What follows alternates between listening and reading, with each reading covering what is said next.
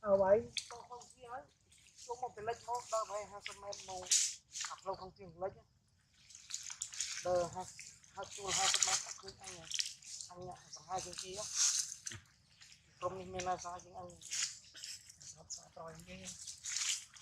ai mà này mua sắm nó không anh thì hai mà này mà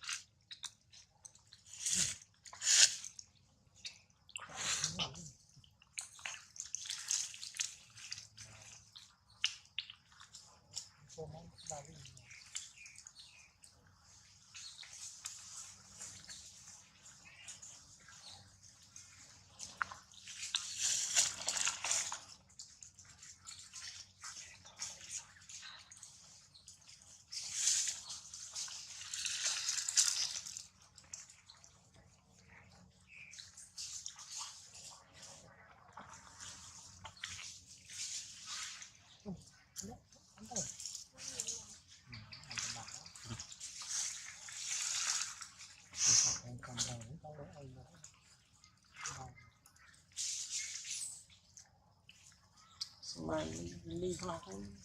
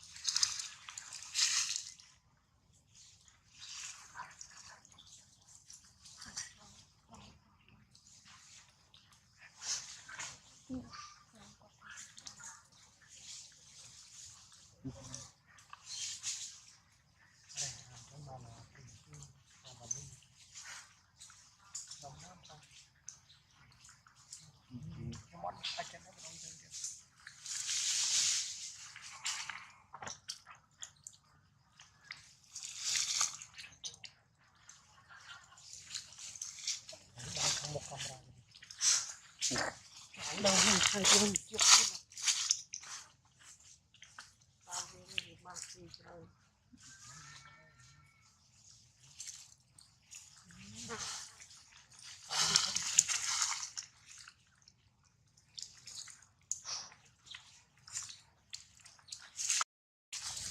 còn là lý mình rất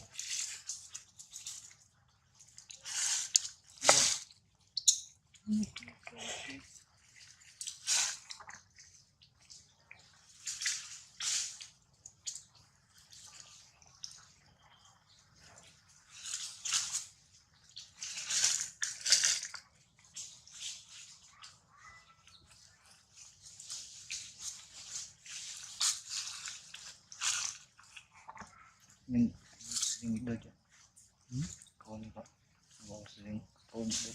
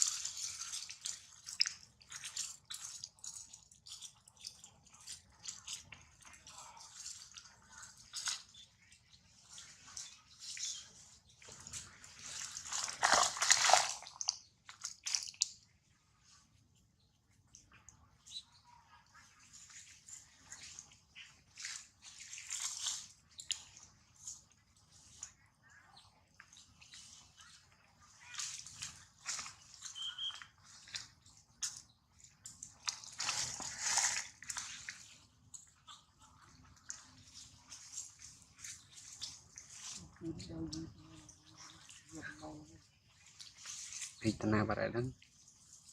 tệ rồi nó cái đơn từ